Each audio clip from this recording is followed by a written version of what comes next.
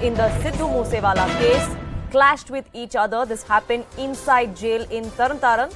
Both those gangsters, both the accused, are now dead, is what we're given to understand. But this clash broke out inside jail premises, raising several questions about the kind of security lapses that were in place, the kind of security measures that should have been put in place by the Punjab administration, by the Punjab police and the jail administration. Unfortunately, none of it was in place, and that has resulted in two gangsters killing each other. What's even more important is that both of them were accused in the murder of singer and former Congress leader Sidhu Moosewala. Nipinder, my colleague, joins us live from Chandigarh. Nipinder, exactly हुआ क्या था, क्या जानकारी दे सकते हैं आप हमें? देखिए, अब से करीब 3 घंटे पहले की ये घटना है। करीब 3 बजे बताया जा रहा है कि यह इंसिडेंट हुआ है। 3 बजे के आसपास इन लोगों में कोई आपसी झड़प हुई है। हालांकि उसमें 2 लोगों की जिस तरह से मौत कन्फर्म हो चुकी है, मनदीप सिंह तूफान, क्योंकि ये जो गैंगस्टर इनके एक नाम ऐसे हैं कि जिन्हें लेकर के ये फेमस हुए। तो ये मनदीप सिंह इसका नाम है और तूफान इसे कहा जाता था, मनदीप सिंह तूफान, और दूसरा मनमोहन सिंह मोना। ये इन दोनों की मौत हो चुकी है। तीसरा इनके साथ एक केशव नाम का गैंगस्टर है, वो गंभीर रूप से घायल है। उसके सर में काफी गंभीर चोट आई हुई है, उसे अमृतसर रेफर कर दिया गया है। घटना तरनतारन जिले के गोविंदवाल साहिब जेल, गोविंदवाल साहिब ये अलग से एक कस्बा है, तो वहां पर यह जेल है। तो उसी जेल में यह घटना हुई है, तरनतारन जिले के अंडर पड़ता है। उसे केशव को अमृतसर शिफ्ट कर दिया गया, क्योंकि अमृतसर मेडिकल कॉलेज में वहां पे जो गुरु नानक देव हॉस्पिटल वहां ले जाया गया है। वहां पे क्योंकि बड़ा हॉस्पिटल है, सीरियस इंजरी को देखते हुए उसे वहां शिफ्ट किया गया है। तो फिलहाल जो जानकारी आ रही है, किसी बात को लेकर के इनमें झड़प हुई है। अभी हालांकि पुलिस ज्यादा कुछ इसमें बोलने को तैयार नहीं है, दबी आवाज में, क्योंकि जो घटना घट चुकी है उसे तो इनकार नहीं किया जा सकता। जिन लोगों की मौत हो चुकी है वो पहले पुलिस ने कहा था, मनदीप सिंह की बात हुई थी कि मनदीप की मौत हुई है, लेकिन बाद में पुलिस ने थोड़ी देर में कंफर्म कर दिया कि बिल्कुल मनदीप उर्फ तूफान और मनमोहन सिंह मोना, इन दोनों की मौत हो चुकी है। उनकी तस्वीरें भी सामने आ चुकी हैं। और तीसरा जो केशव है, उसके सर में काफी गंभीर चोट है। तो पुलिस के मुताबिक देखिए किस बात को लेकर के इनमें झगड़ा हुआ, क्या हुआ, और जिस तरह की चोटें उन्हें आई हुई, जिस तरह की उनकी बॉडीज को अगर देखें, और जो हमारे पुलिस सोर्सेज भी हैं ऑफ द रिकॉर्ड, वो बता रहे हैं कि कोई जैसे लोहे की रॉड होती है, इस तरह के हथियारों का लगता है कि इस्तेमाल किया गया है। तो काफी किस तरह से आपस में झड़प हुई। हालांकि एक ही केस में इन्वॉल्व है, सिद्धू मूसेवाला हत्याकांड में यह लोग शामिल थे।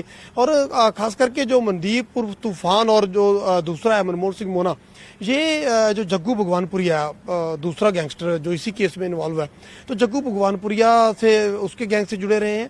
गोल्डी बराड़ के साथ सीधे संपर्क में बताए जा रहे थे, यानी कि बड़ी अहम भूमिका इनकी बताई जा रही है सिद्धू मूसेवाला हत्याकांड में। और ऐसे बड़े मामले में जो लोग आरोपी हो, जो इस बड़े केस में जेल में बंद हो, ऐसे लोगों के पास इस तरह से हथियार अगर पहुंचा है, चाहे वो भले ही रॉड हो, अगर लोहे की रॉड भी उनके पास पहुंची है, तो किस तरह से पहुंची है, किस बात को लेकर के झगड़ा हुआ है, किस बात को लेकर के। और काफी गंभीर सवाल निपिंदर उठते हैं कि जैसे आप कह रहे हैं, ये जो हथियार इन्होंने इस्तेमाल किए थे, ये हथियार आखिरकार पहुंचे कैसे? ये एक हाई प्रोफाइल केस है, सिद्धू मूसेवाला के मर्डर के केस में वो दर्ज है जेल में।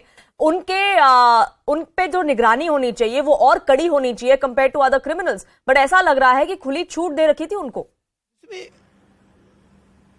देखिए, इसमें एक चीज बड़ी जो गंभीर है, जिसे लेकर के चिंता भी होनी चाहिए, क्योंकि जब तक कोई भी केस किसी अंजाम तक नहीं पहुंचता, जब तक केस डिसाइड नहीं होता, दोषी साबित नहीं कर दिए जाते, तब तक हर एक कड़ी बड़ी इंपॉर्टेंट है।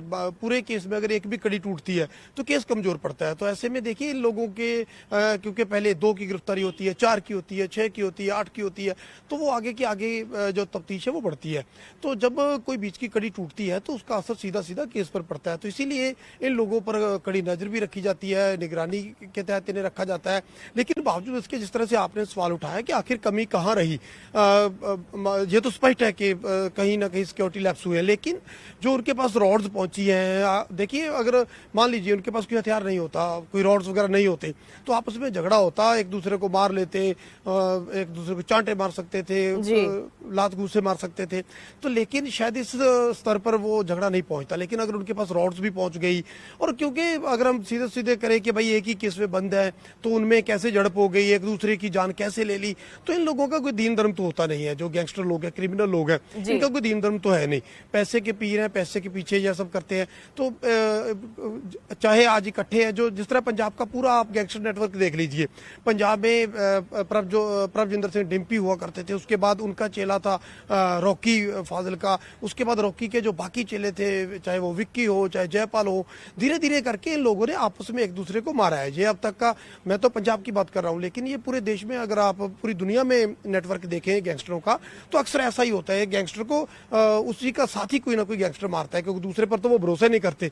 आप कुलवीर नरवाना के केस देख लीजिए, तो कुछ देर पहले उसकी हत्या हुई थी, उसे भी उसके बड़े करीबी ने, क्योंकि उसके आसपास करीब 35-40 लोगों का जो घिराव रहता था, तो उनके Which is why the lens is more so on the jail administration, on the Punjab police। और ये सारे सवाल जो हैं, सारे सवाल के जवाब भगवंत मान जी को, उनके सरकार को देने होंगे। For the moment, Nipinder, thank you so much for getting us the latest on that. We are shifting focus now to the big story that we're tracking.